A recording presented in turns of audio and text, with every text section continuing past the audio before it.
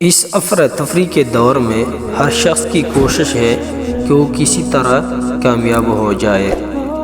کامیابی کو حاصل کرنے کے لیے ہر انسان اپنے طریقے سے محنت ضرور کرتا ہے۔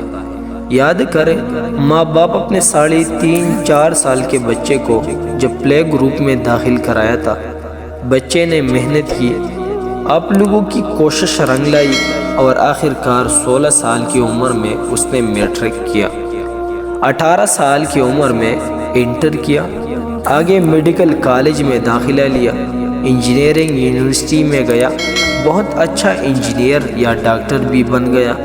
بہرحال اسے کامیابی کا فارمولہ نہیں مل سکا، کیونکہ استاد نے اس کو 2+2=4 کرنا سکھایا، اور ہماری کوشش بھی نمبروں تک محدود رہی۔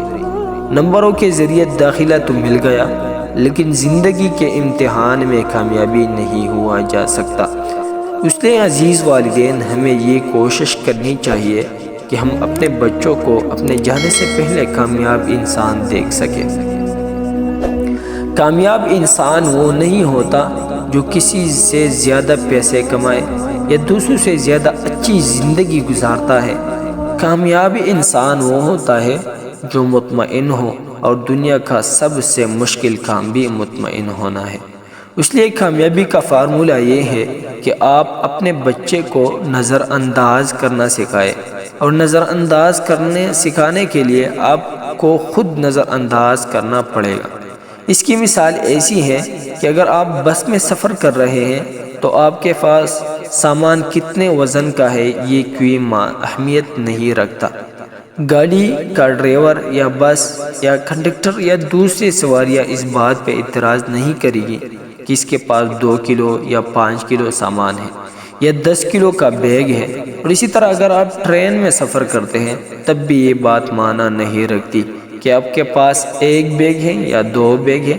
لیکن اگر آپ ہوائی جہاز سے سفر کریں گے تو پھر یہ بات بہت معنی رکھتی ہے کہ آپ کے پاس سامان کتنا ہے، اور جیسے ہی زیادہ سامان ہوگا، انتظامیہ آپ کو روک لے گی کہ آپ ضرورت سے زیادہ سامان لے کے جا رہے ہیں۔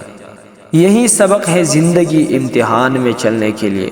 تو شاید آپ کے ساتھ کتنا وزن ہے یہ اہمیت نہیں رکھتا، لیکن اگر آپ اڑنا چاہتے ہیں، ترقی کرنا چاہتے ہیں، آگے بڑھنا چاہتے ہیں، تو یہ بات بہت معنی رکھتی ہے کہ آپ نے اپنے ساتھ کتنی غلط چیزیں رکھی ہوئی ہیں، کتنی غلط چیزیں جڑے ہوئے ہیں آپ کے ساتھ۔ لوگوں کی باتیں اپنے دل کے لگائی ہوئی ہیں، اس نے یہ کہہ دیا، اس نے وہ کہہ دیا، اس نے یہ مجھے دکھ پہنچایا، اس نے مجھے یوں تکلیف دی، سب باتیں آپ کی کامیابی کا راستہ روک لیتی ہیں۔ اس لیے نوجوانوں کو یہ چاہیے، نوجوانوں سے پہلے ان کے والدین کو چاہیے کہ یہ نظر انداز کرنے کا ہنر سیکھیں، غیر ضروری باتوں کو بالکل نظر انداز کر دیں۔